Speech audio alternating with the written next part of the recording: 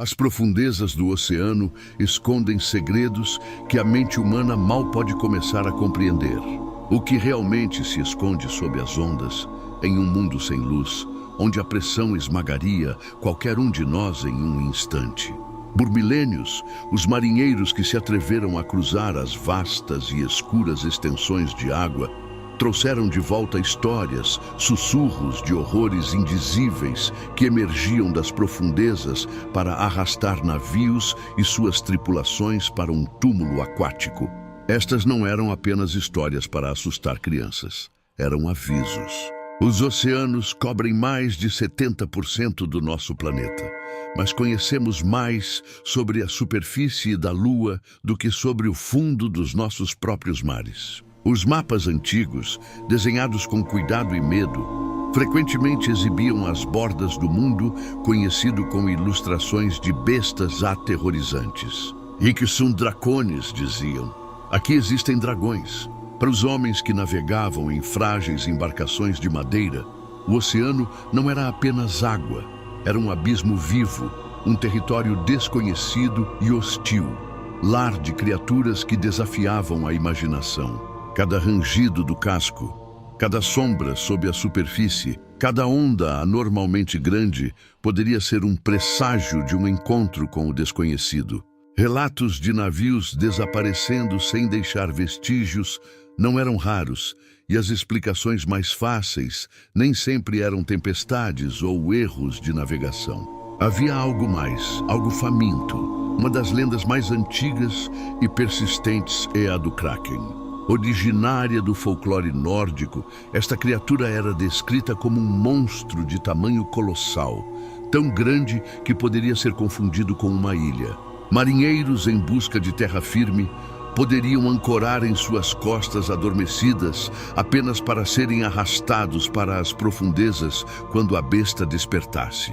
Relatos de pescadores da Noruega e da Groenlândia, datados do século XIII, falavam de uma criatura com tentáculos massivos, capazes de envolver o maior dos navios de guerra e puxá-lo para o fundo do mar como se fosse um brinquedo.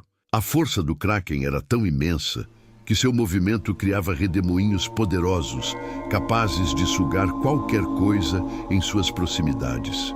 Da antiguidade bíblica surge a figura do Leviatã, descrito no livro de Jó como uma criatura invencível, um monstro marinho de força inigualável, cuja pele é impenetrável e cujo sopro incendeia. Ninguém é tão ousado que o desperte, diz o texto. O Leviatã não é apenas um animal grande, é um símbolo do poder caótico e primordial da criação, uma força da natureza que apenas o próprio Criador poderia domar. Sua forma é frequentemente imaginada como uma serpente marinha ou um crocodilo colossal, com escamas que brilham como escudos de bronze. As histórias o retratam não apenas caçando, mas reinando sobre o oceano. Ele é o ápice da cadeia alimentar, o medo encarnado para todos que vivem no mar ou dependem dele. Ele representa o terror do desconhecido, a soberania de uma natureza que o homem jamais poderá controlar por completo. A imagem da serpente marinha é universal, aparecendo em culturas de todo o mundo.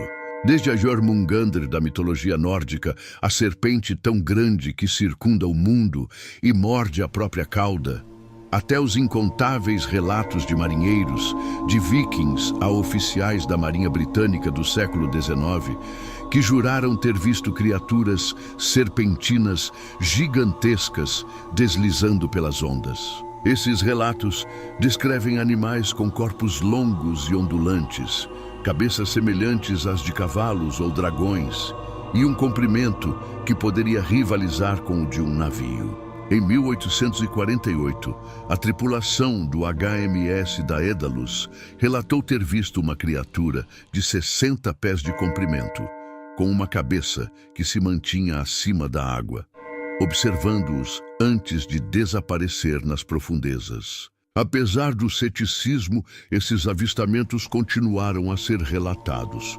alimentando a crença de que plesiosauros pré-históricos ou uma espécie desconhecida de réptil marinho ainda habitam as partes mais remotas do oceano. Na mitologia grega, a navegação era um perigo constante, personificado por Sila e Caríbdes. Posicionadas em lados opostos de um estreito, elas representavam uma escolha impossível para os marinheiros. Caríbdes era um redemoinho monstruoso que sugava e cuspia as águas do mar 3 vezes ao dia, engolindo navios inteiros. Do outro lado, Sila, uma criatura com 12 pés e 6 longas cabeças de serpente, cada uma com 3 fileiras de dentes afiados, se escondia em uma caverna. Ela arrebatava marinheiros dos convéses, dos navios que passavam, seus gritos ecoando pelo estreito. A história de Odisseu, que teve que escolher entre perder todo o seu navio para Caríbdes ou sacrificar 6 de seus homens para Sila, encapsula o desespero e o terror de navegar por águas traiçoeiras, onde o perigo espreita de todos os lados e a sobrevivência tem um custo terrível. A mitologia nórdica nos apresenta também a Hafgufa, a névoa do mar. Esta criatura é descrita no Konungs Skuggsjá, um texto norueguês do século XIII, como o maior monstro do oceano, ao lado do Kraken. A Hafgufa se assemelha a uma ilha ou a 2 rochas que emergem do mar. Sua tática de caça é sinistra. Ela abre sua boca imensa, exalando um odor atraente que atrai peixes e até mesmo navios para dentro dela. Quando sua boca está cheia, ela se fecha abruptamente, engolindo tudo. A lenda diz que a Hafgufa se alimenta apenas 2 vezes por ano, mas quando o faz, devora o suficiente para se sustentar por meses. Essa história pode ter sido inspirada em baleias que se alimentam por filtração, mas a escala e a malícia atribuídas à Hafgufa a elevam a um nível de terror mitológico, uma armadilha viva e faminta no meio do oceano. E então, a Cthulhu, uma criação mais moderna do escritor H.P. Lovecraft, mas que ressoa com medos ancestrais. Cthulhu não é apenas um monstro, é uma entidade cósmica, um ser de poder inimaginável que jaz adormecido em sua cidade submersa de R'lyeh, no Pacífico Sul. Descrito como uma mistura grotesca de polvo, dragão e uma caricatura humanoide, sua simples visão é suficiente para levar um homem à loucura. Ele não caça por fome, mas sua mera presença deforma a realidade. Seu despertar significaria o fim da humanidade, um tempo de caos e loucura. Lovecraft canalizou o medo do oceano profundo e o combinou com o terror cósmico do desconhecido, criando um ícone do horror que sugere que as criaturas mais assustadoras não são apenas animais, mas deuses adormecidos cujos sonhos moldam nossos pesadelos. Nós exploramos apenas uma pequena fração dos nossos oceanos. Mais de 80% permanecem não mapeados, não observados, desconhecidos. As profundezas abissais são um reino de escuridão perpétua, pressão esmagadora e temperaturas congelantes. Um ambiente tão extremo que parece impossível para a vida como a conhecemos. Criaturas bioluminescentes que parecem saídas de um sonho febril, peixes com dentes como vidro e corpos transparentes. Se formas de vida tão bizarras e alienígenas existem e são reais, o que mais poderia se esconder nessas trincheiras escuras, longe do alcance de nossas câmeras e submarinos? As lendas podem ser apenas isso, lendas, ecos de um tempo em que o mundo era maior e mais misterioso. Mas talvez sejam mais. Talvez sejam memórias distorcidas de encontros reais com coisas que não deveríamos ter visto. A cada nova descoberta nas profundezas, a linha entre o mito e a realidade se torna um pouco mais tênue. O que emerge das histórias de monstros marinhos não é apenas o medo de ser devorado, mas o medo profundo e existencial do desconhecido. O oceano é a última fronteira selvagem em nosso próprio planeta.